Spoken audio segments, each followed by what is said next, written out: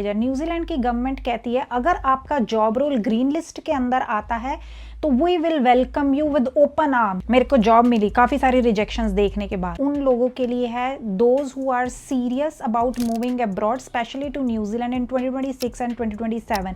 Second, अब हम point पे आते हैं। अब आपके फाइनेंशियल्स कैसे रहेंगे, सैलरीज कैसी रहेंगी। Hello friends, little over 8 years ago I was exactly into the same situation where you are right now. I was working in an IT company back in India. I had a stable job. I was earning pretty well, पर उसके बावजूद भी मैं खुश नहीं थी। 1.5 घंटा सुबह 1.5 घंटा शाम को धूल मिट्टी का सामना करते हुए मैं अपने ऑफिस पहुंचती थी। ऑफिस पहुंच के एक हमेशा मेरे माइंड के अंदर ना एक ये परेशानी चलती रहती थी, एक कंफ्यूजन चलती रहती थी। क्या ये डेली ग्राइंडिंग अगले 20, 25, 30 साल तक ऐसे ही चलेगी? एक कॉन्स्टेंट प्रेशर था। मैं अपने आप को नहीं देख रही थी उस सिचुएशन में। मुझे पता था कि मुझे यहाँ से छोड़ करके किसी और कंट्री जाना है, फॉरेन कंट्री में मुझे सेटल होना है। फिर मैंने शॉर्टलिस्ट करी कुछ कंट्रीज और उसके अंदर फिर मेरे को लगा कि नहीं, मेरी प्रायोरिटीज के बेस पर, मेरे जॉब प्रोफाइल के बेस पर, मेरे जॉब रोल के बेस पर, मेरे स्किल सेट के बेस पर New Zealand is going to be the best fit for me.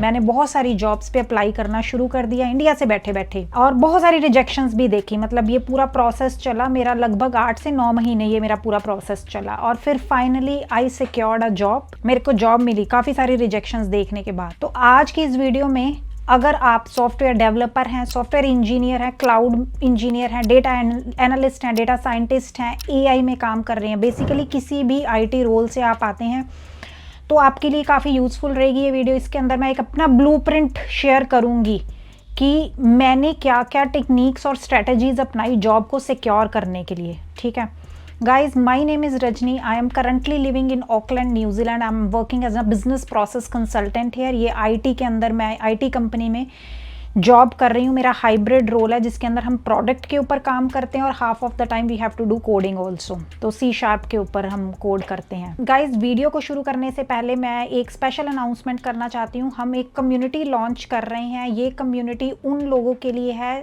Those who are serious about moving abroad specially to New Zealand in 2026 and 2027। वो casual viewers के लिए नहीं है जिनका लॉन्ग टर्म प्लान है, बिकॉज ये एक पेड कम्युनिटी है, ई-लाइट कम्युनिटी रहेगी। इसके अंदर आपको एक्सक्लूसिव कंटेंट मिलेगा, हाई एफर्ट कंटेंट आपके लिए आएगा ऑन वीकली बेसिस। आपको डायरेक्ट एक्सेस रहेगी मुझ तक। If you have any question आप मेरे को पूछ सकते हैं डायरेक्ट 1-to-1 चैट के ऊपर। हम आपके प्रोफाइल के बेस पर डिस्कशन कर सकते हैं, आपके सिचुएशन के बेस पर हम डिस्कशन कर सकते हैं।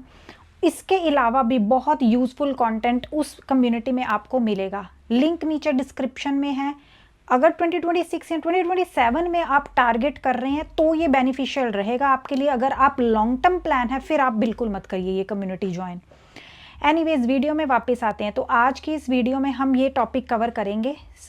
अगर तो आप न्यूजीलैंड आने का सोच रहे हैं, इसका मतलब आपने ये टर्मिनोलॉजी सुनी होगी। यहाँ पर चलती है एक ग्रीन लिस्ट और चलता है एक एक्रेडिटेड एम्प्लॉयर। ये बहुत कॉमन और इम्पॉर्टेंट है, दो ही है, इसको बस समझ लेना, फिर आपको पता लगेगा इसको यूज करके हमने जॉब कैसे सिक्योर करनी है। ग्रीन लिस्ट क्या है? अब न्यूजीलैंड की इमिग्रेशन जो है उनकी नज़र में, अब आपको पता आईटी के अंदर बहुत सारे डिफरेंट जॉब रोल्स होते हैं। सीनियर जॉब रोल्स होते हैं, जूनियर जॉब रोल्स होते हैं और बहुत वैरायटी ऑफ स्किल सेट जो होता है आईटी के अंदर आता है।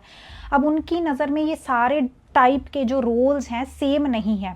उन्होंने क्या किया हुआ है, इस ग्रीन लिस्ट के अंदर वो वाले ऑक्यूपेशन डाले हुए हैं जिसकी हाई इन डिमांड है और जिनकी स्किल शॉर्टेज है। न्यूजीलैंड की गवर्नमेंट कहती है अगर आपका जॉब रोल ग्रीन लिस्ट के अंदर आता है तो we will welcome you with open arms. आप आइए हमारी कंट्री में, हम आपको बुलाएंगे, वर्क वीज़ा आपको देंगे अगर आपका जॉब रोल ग्रीन लिस्ट के अंदर आता है। अब इसके अंदर 2 पार्ट होते हैं, Tier 1 होता है और Tier 2 होता है। Tier 1 के अंदर उन्होंने वो रोल डाले हुए जो थोड़े हाई टेक हैं, जैसे कि कोई सॉफ्टवेयर इंजीनियर है, सॉफ्टवेयर डेवलपर है, मल्टीमीडिया स्पेशलिस्ट है, DB एडमिनिस्ट्रेटर है, AI का कोई रोल है, डेटा एनालिस्ट है, डेटा साइंटिस्ट। तो IT के जो mostly majority of the roles होते हैं ना वो आपको Tier 1 के अंदर मिलेंगे ही मिलेंगे। उसके बाद आता है आपके पास Tier 2। Tier 2 के अंदर थोड़े जूनियर लेवल के रोल्स आते हैं, थोड़ी कंस्ट्रक्शन के रोल्स आ जाते हैं, जैसे इलेक्ट्रीशियन, प्लम्बर, ट्रेडिंग के रोल्स आते हैं, या IT में ही जो जूनियर लेवल के आते हैं वो Tier 2 में आएंगे। तो सबसे पहला काम आपने क्या करना है, आपने ग्रीन लिस्ट जा करके देखनी है जो भी जॉब रोल आप ढूंढ रहे हैं। फुल स्टैक डेवलपर हैं, देखिए वो क्या वेदर उसमें अवेलेबल है। सिस्टम एनालिस्ट है तो देखिए वेदर उसमें अवेलेबल है। आपने देख लिया आपका जॉब रोल एग्जिस्ट करता है। सेकंड स्टेप आपके लिए क्या है, आपने ढूंढने हैं एक्रेडिटेड एम्प्लॉयर। अब एक्रेडिटेड एम्प्लॉयर वो एम्प्लॉयर होंगे जो आपका वीज़ा स्पॉन्सर करेंगे। अब न्यूजीलैंड की जो गवर्नमेंट है उसने हर एम्प्लॉयर को ये अथॉरिटी नहीं दी हुई कि आप उठा करके ओवरसीज से किसी को भी बुला लो। few set of employers only have got this approval from government that they can sponsor people overseas। ठीक है, तो आपने सिर्फ टारगेट करना है क्रेडिटेड एम्प्लॉयर्स को। अगर आपको एक क्रेडिटेड एम्प्लॉयर मिलते हैं, उनकी जॉब वेबसाइट पे जाके आप देखिए क्या वेदर जो जॉब रोल आप टारगेट कर रहे हैं वो पड़े हुए हैं, जॉब्स को अप्लाई करिए। नहीं तो यहाँ का एक पब्लिक पोर्टल है seek.co.nz, वहाँ जा कर के देखिए वेदर जॉब रोल्स एग्जिस्ट करते हैं जो आप अप्लाई करना चाह रहे हैं, वहाँ जा कर के देखिए। रैंडमली अगर आप एक सॉफ्टवेयर इंजीनियर या फुल स्टैक डेवलपर पे सर्च मारेंगे आपको 100 जॉब्स दिखा देंगे, पर वो 100 जॉब आपके काम की नहीं है। आपने सिर्फ उन्हीं को टारगेट करना है जो आपका वीज़ा स्पॉन्सर कर पाएंगे। This is how I did it. आप भी ऐसा ही कर सकते हैं। ग्रीन लिस्ट में फाइंड आउट कर लिया, उसके बाद एक क्रेडिटेड एम्प्लॉयर ढूंढे और वहाँ पर जॉब्स अप्लाई करनी शुरू कर दी। अब आप सोचेंगे कहाँ पर ये मिलेगी ग्रीन लिस्ट और एक्रेडिटेड एम्प्लॉयर की लिस्ट, दोनों के पीडीएफ्स हैं। इमिग्रेशन वेबसाइट पे जाइए, वहाँ पर आपको मिल जाएगा, नहीं तो आपको मैं नीचे डिस्क्रिप्शन में डाल दूंगी। सेकंड, अब हम पॉइंट पे आते हैं। अब आपके फाइनेंशियल्स कैसे रहेंगे, सैलरीज कैसी रहेंगी। अब जैसे मैंने आपको बताया कि क्रेडिटेड एम्प्लॉयर्स ही होते हैं जो आपका वीज़ा स्पॉन्सर करते हैं, उनको ना एक कंडीशन मीट करनी पड़ती है कि अगर मान लो मेरे को रजनी को कोई इंडिया से यहाँ पर बुला रहा है एम्प्लॉयर XYZ, तो मुझे रजनी को 70K से 80K के बीच में देना पड़ेगा सैलरी, नहीं तो मैं इसका वीज़ा नहीं स्पॉन्सर कर पाऊंगा। तो वो एक थ्रेशहोल्ड जो होता है ना सैलरी का, वो उनको मीट करना पड़ता है। तो इसका मतलब ये है कि अगर आप किसी भी IT रोल के अंदर आ रहे हैं, मेजॉरिटी चलो लगा लो, आपकी 70K से 80K तो सैलरी लगे ही लगेगी न्यूजीलैंड डॉलर। अब depending upon your job profile, depending upon your job experience, depending upon the niche that you are in, depending on the product you are working in, अब आपकी जो salary competitive रहेगी market rate के according मिलेगी। It can go up to from 100K से लेके 150K तक हो जाएगी। ठीक है, अब that sounds really a lot. ठीक है, पर अब आपको ज़्यादा लग रही है, पर अब मैं ये भी बता दूं न्यूजीलैंड एक एक्सपेंसिव कंट्री है, यहाँ खर्चे भी ज़्यादा हैं। अगर आप रेंटल की सबसे पहले बात करें, अभी सैलरी में आप कर क्या पाएंगे। अगर मान लो बीच का हम एक फिगर लेकर के चलते हैं, 120K की आपकी जॉब लग गई, आपकी ग्रॉसरी के जाएंगे 200 पर वीक, ऑन वीकली बेसिस सब कुछ चलता है, वहाँ चले गए। उसके बाद आपका रेंटल जाएगा 600 से 700 पर वीक, रेंटल में निकल गया। उसके बाद आपके जो यूटिलिटीज़ होंगे, बच्चों की स्कूलिंग यहाँ नहीं है, हेल्थ केयर नहीं है, घूमने फिरने का खर्चा, कपड़ों का खर्चा, वो आप अलग लगा लो।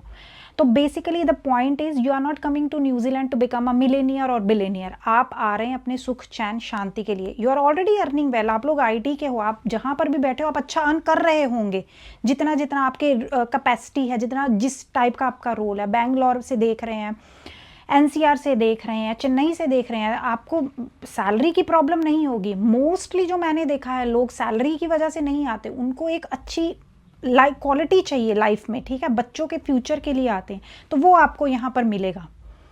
ठीक है, नेक्स्ट अब हम बात कर लेते हैं CV के बारे में। CV सबसे इंपॉर्टेंट है because you only have one weapon in your hand, जो है CV। यही आपको लेकर के आएगा न्यूजीलैंड की मार्केट के अंदर। आपका कीवी स्टाइल का CV होना चाहिए। कीवी स्टाइल CV की, यहाँ के लोगों को कीवी बोला जाता है इसलिए मैं कीवी टर्म यूज़ कर रही हूँ। तो कीवी स्टाइल का CV आपने कैसे बनाना है, ज़्यादा आपने पर्सनल डिटेल्स पे फोकस नहीं करना, हॉबीज़ पे फोकस नहीं करना, सबसे ज़्यादा आपने फोकस किस पे करना, अपने स्किल सेट के ऊपर और अपने प्रोजेक्ट एक्सपीरियंस के ऊपर। ठीक है, ये तो हो गया पहला पॉइंट। सेकंड पॉइंट, CV की जो लेंथ है 4 to 5 पेजेस नहीं होनी चाहिए, ट्राई टू कीप इट 2 या फिर 3 पेजेस, 3 पेजेस के अंदर फिनिश कर दो, ये पॉइंट नोट कर लो। तीसरा, स्टोरी टाइप का CV बनाना है।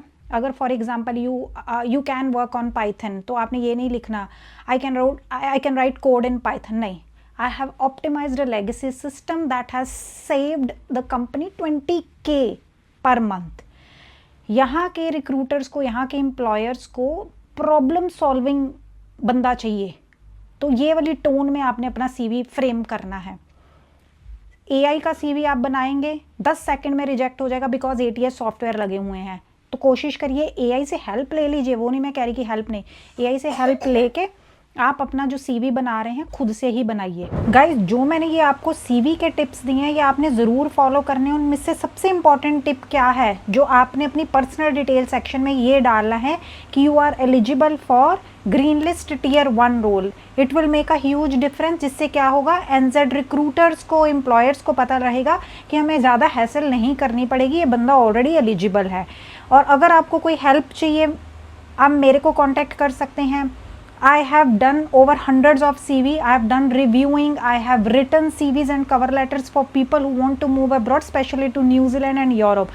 अगर आपको कोई भी हेल्प चाहिए आप मेरे को कांटेक्ट कर सकते हैं। तो आई होप आपको आज का वीडियो अच्छा लगा। अगर अच्छा लगा तो चैनल को लाइक शेयर सब्सक्राइब ज़रूर करना, और मैं आगे की वीडियोस भी आपके लिए लेके आऊँगी जिसके अंदर हम डिफरेंट अपस्किलिंग कोर्सेज डिस्कस करेंगे और डिफरेंट सर्टिफिकेशंस के बारे में डिस्कस करेंगे, जिससे आपके पाथवेज और स्मूथ हो जाए।